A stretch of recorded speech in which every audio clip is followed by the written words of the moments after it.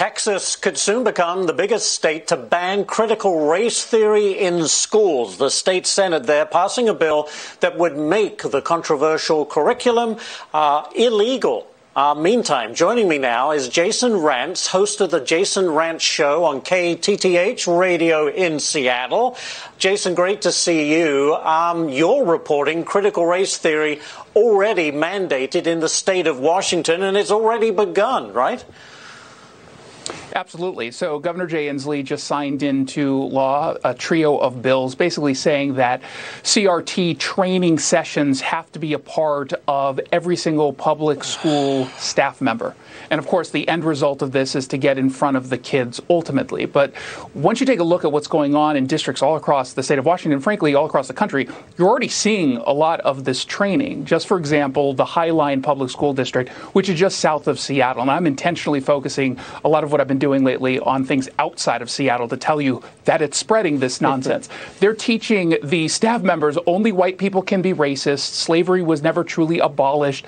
Race is a social construct created to advance white supremacy. And even if you were to get defensive when called a racist, you are in fact racist because that is an example of white supremacy culture in action. So this is not merely teaching kids about topics that they should learn about. Certainly the historical aspect of race relations in this country, I think, are incredibly important to learn. But they are infusing into all of this opinions and analysis and an ideology behind it. And that's where I think a lot of people rightly are concerned.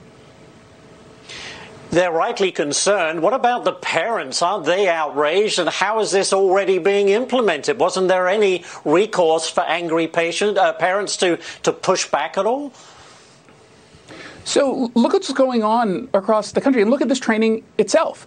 If you get defensive, you are a white supremacist. So how many parents are going to be willing to speak up at a time where this entire country is having these conversations claiming that any kind of pushback is in and of itself the reason why they've got the anti-racism training to begin with? No one wants to be called a racist. What they're hoping for is that their kids get really good information, the basics, when they're going to school. Now, a lot of them have spoken up, and we've seen across the country parents who have said, yeah, enough is enough. We're not allowing this garbage, this toxic ideology in front of our kids anymore. And they're seeing some wins. And of course, in Texas, Oklahoma, Florida, there are states that are pushing back. But again, it is daunting to get in front of a school board that tells you effectively you're a racist for being here and complaining.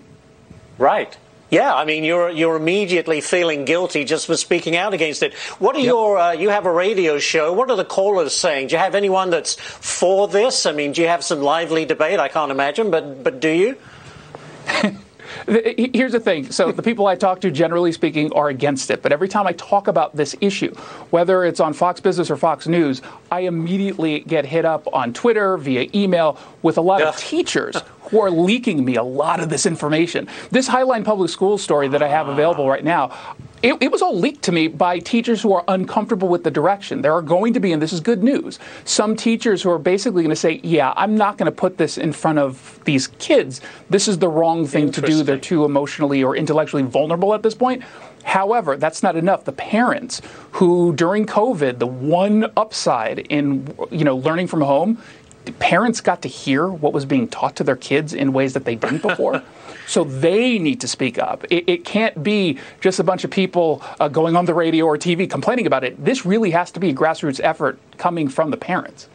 But Jason, if the teachers do that and they refuse to take the training, couldn't they risk being fired?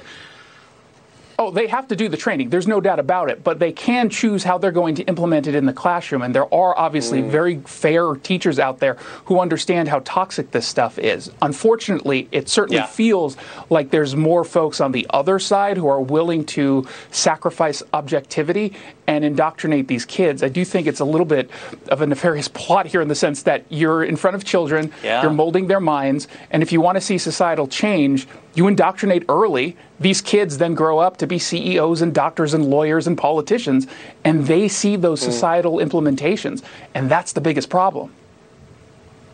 Well, I think it's outrageous and disgusting, bottom line. Jason Rantz, radio host in Seattle. Fight the good fight, Jason. Thanks for joining us today. We do appreciate it. Thank you, the CRT. Yeah, it's very disturbing. Thank you, Jason. We have a quick news.